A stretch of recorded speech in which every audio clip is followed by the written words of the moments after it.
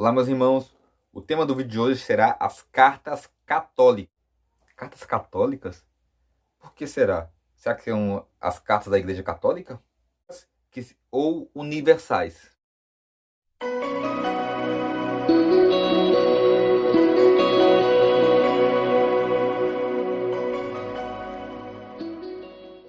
Olá, meus irmãos. Tudo bom com vocês? Eu sou Rodrigo dos Santos e sejam bem-vindos ao Papo Teológico. Você está no curso do Panorama do Novo Testamento.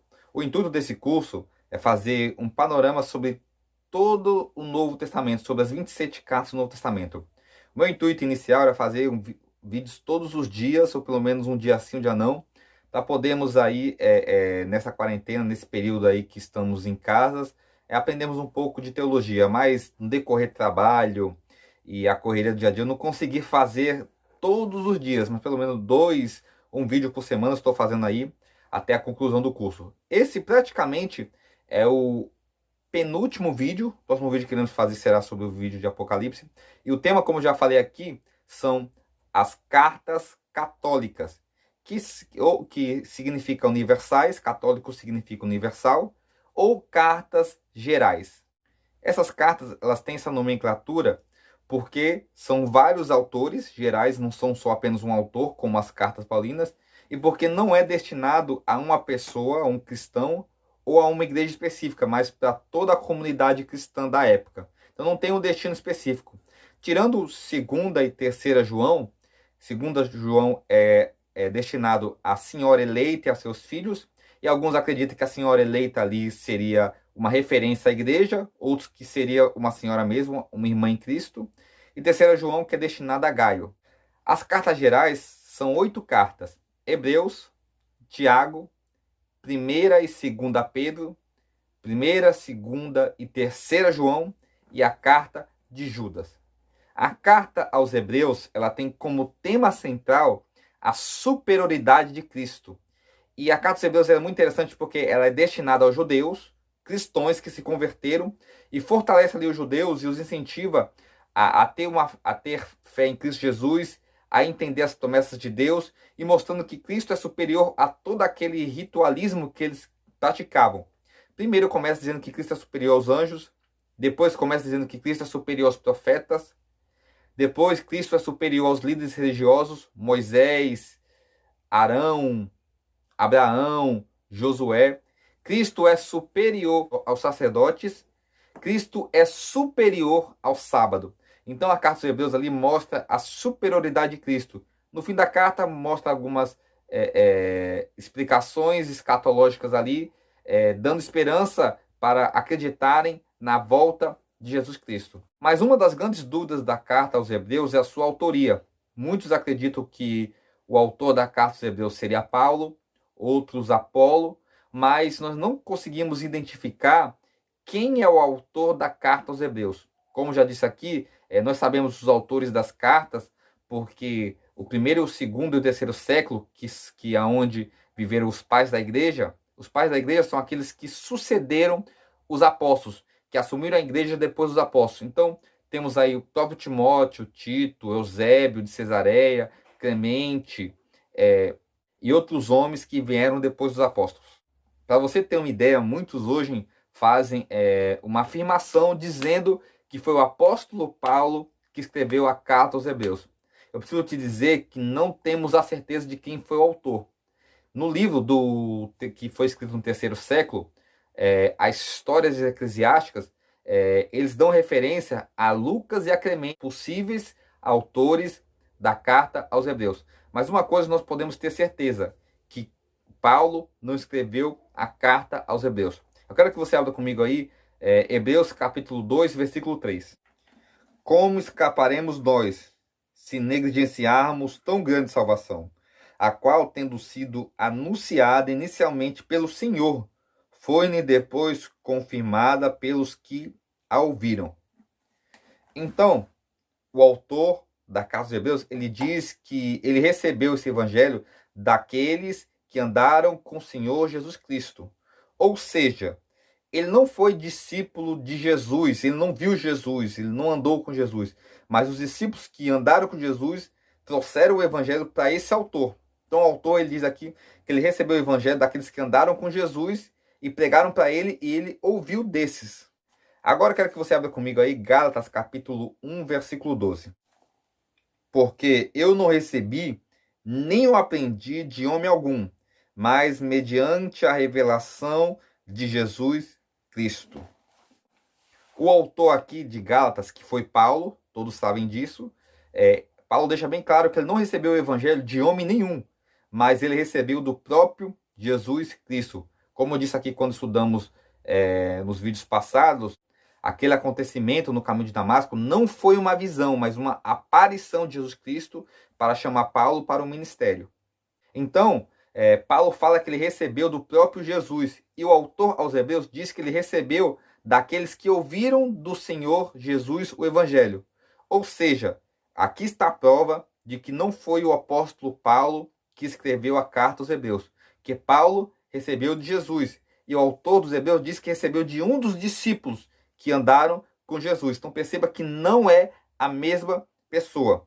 Logicamente que muitos fazem comparação pela saudação, graça e paz, mas esse é um argumento que não se encaixa muito com o que a Bíblia diz, porque graça e paz era uma saudação usada por todos os irmãos. João usa nas suas cartas, Pedro usa nas suas cartas, o próprio Tiago usa nas suas cartas. Então perceba que é uma saudação comum entre os cristãos.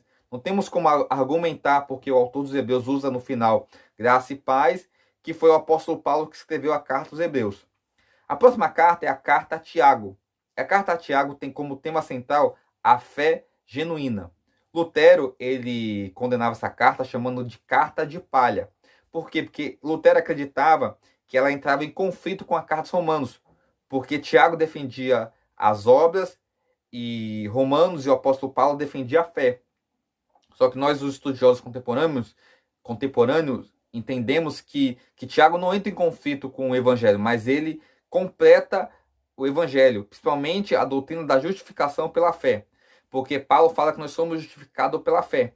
E Tiago diz que a fé sem obras, ela é morta. Ou seja, Tiago, ele entende que aqueles que têm fé automaticamente exercerão boas obras. Não tem como você ter fé e não exercer boas obras. Não tem como ter os dois. Tiago fala no capítulo 3, como pode jorrar da mesma fonte duas águas, a água doce e salgada. Ou água doce ou é salgada. Então, Tiago, ele nos ajuda a entender que não existe um desequilíbrio. Tá um pé lá e um pé aqui. Se tem fé, automaticamente terá boas obras. Por isso que ele diz que a fé sem obras, ela é morta.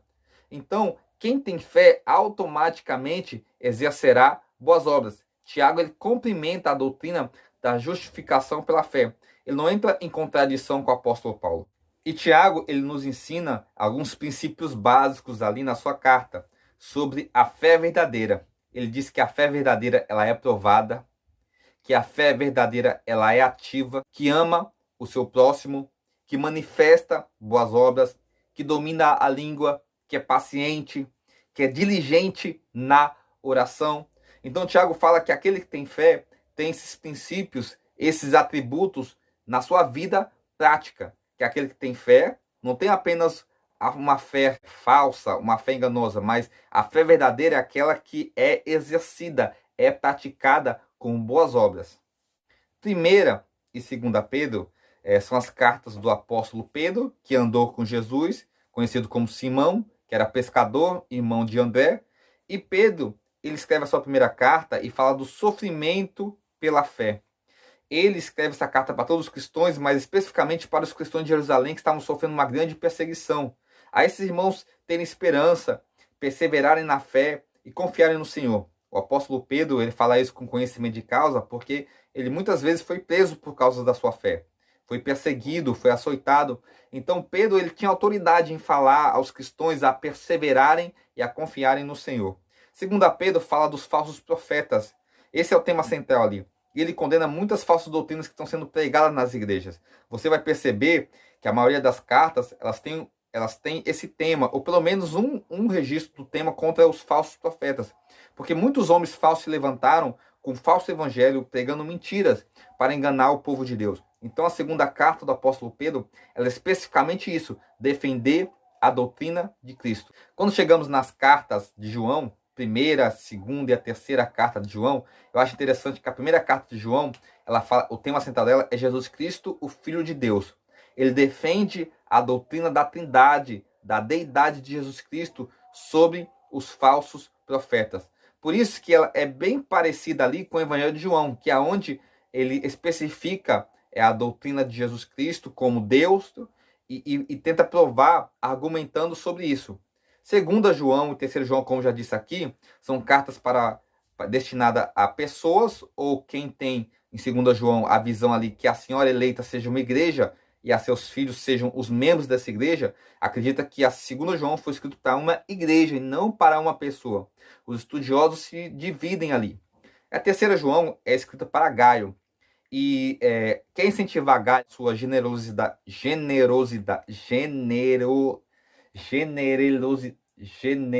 nossa, rapaz, tá difícil, hein? A terceira carta de João é escrita para Gaio e incentiva Gaio a ser generoso e hospitaleiro, a receber os irmãos em sua casa, a acolher os irmãos de Cristo Jesus que estavam sendo perseguidos e precisavam ali de um auxílio para continuar pregando o evangelho. João escreve nesse objetivo, porque Diotrefes era um irmão ali que estava causando divisão entre os cristãos e entre as igrejas ali. Por quê? Porque além de não receber os irmãos dentro de sua casa, ele também falava que não deveriam aceitar os ensinamentos do apóstolo João. Então, João escreve para Gaio, a Gaio ser generoso, a receber os irmãos na sua casa, e repreende Diotrefes pela sua atitude, pela sua postura. Chegamos ali na carta de Judas, e a carta de Judas tem como tema também os falsos profetas. Existia uma falsa doutrina, uma heresia chamada de gnósticos. Gnósticos no grego significa conhecimento, e não se confunda com agnóstico. Agnóstico, no grego significa não. Gnóstico, como eu disse aqui, conhecimento. Então os agnósticos, eles acreditam no não conhecimento, que Deus pode até existir, mas nós não temos a capacidade de conhecer a Deus. Os gnósticos não. Eles acreditavam que eles tinham um conhecimento especial, único, que só eles tinham, e através desse conhecimento poderiam chegar a Deus. Então era uma heresia que se cresceu ali na época ali. Eles diziam que eles eram superiores aos apóstolos, a Jesus, porque eles tinham esse conhecimento secreto. Por isso chamavam de gnóstico. Então Judas escreve a carta de Judas, que também é só um capítulo só, é pequena carta, repreendendo os gnósticos sobre as suas falsas doutrinas. Eu quero ler aqui Judas, capítulo 1, versículo 11. Ai deles, porque prosseguiram pelo caminho de Caim, e movidos de ganâncias se precipitaram no erro de Balaão, e pereceram na revolta de Corá. Aqui, Judas, ele faz uma comparação muito interessante. Ele diz que esses homens eles estavam sendo que nem Caim. Quem foi Caim? Que por inveja matou seu irmão, Abel. Então muitos deles estavam sendo invejosos, estavam caindo na ganância de Balaão. E quem foi Balaão? Balaão foi aquele que através de... Balaão foi aquele que se vendeu. Balaão foi aquele que se vendeu por dinheiro para levar os israelitas à orgia e ao pecado. E ali a última comparação ele faz a de Corá, que por inveja, por ganância de querer ser líder de Israel, ele se rebelou, fez uma rebelião ali contra Moisés e contra Arão. E muitos hereges da época estavam querendo fazer isso, causar uma rebelião. Ele faz essas três comparações de três acontecimentos no Antigo Testamento de homens que pecaram e deixaram o mal entrar no seu coração. Caim, Balaão e Corá. Outra coisa que vocês precisam entender é que tanto a carta de Judas quanto a carta de Tiago não foram escritas pelos apóstolos, mas Tiago e Judas eram os irmãos de Jesus, que foram filhos de Maria com José. Isso está aqui em Marcos capítulo 6, versículo 3. Não é este o carpinteiro, filho de Maria, irmão de Tiago, José, Judas e Simão? E não vieram aqui entre nós as suas irmãs? Escandalizaram-se nele. Então perceba ali que Jesus tinha mais irmãos. Ali cita Tiago, Judas e Simão, e as suas irmãs, que não cita o nome. Então, nós sabemos ali que a carta de Tiago e a carta de Judas foram os irmãos de Jesus.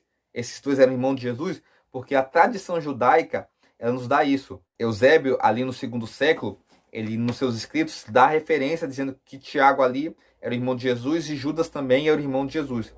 Então essas são as cartas gerais, ou católicas ou universais, que são 8 ali, e que complementam ali as cartas do Novo Testamento, e cada uma delas, no seu princípio, em sua doutrina, acrescentando no Evangelho do Senhor Jesus Cristo. Orienta você a ler o Novo Testamento, leia as cartas do Novo Testamento, aprenda o Evangelho de Cristo através do Novo Testamento, pois a doutrina de Cristo é muito importante para nós. Não sei como está a sua situação espiritual, mas busque a palavra de Deus para fortalecer o seu coração. Muitos estão em casas aí, talvez se enfraquecendo na fé porque não estão cultuando, não estão recebendo uma palavra. E nós sabemos que através de uma transmissão ao vivo não é a mesma coisa de estarmos no culto. Mas eu quero te dizer, a perseverar na fé, a se fortalecer. Nós temos a palavra de Deus em nossas casas, a Bíblia está aí. Leia, medite, ore, que o Espírito Santo vai te confortar e vai te fortalecer. Eu quero deixar esse estudo para você aí, compartilha, se inscreva no canal, divulgue para os seus amigos, porque você já sabe, se o Papo Teologia, esse é o seu canal. Já estamos chegando aí a quase 1.000 inscritos aí, falta pouquinho para chegarmos a 1.000 inscritos, então vamos lá, se inscrevendo, compartilhando, para o Papo Teológico crescer na graça e no conhecimento do Senhor.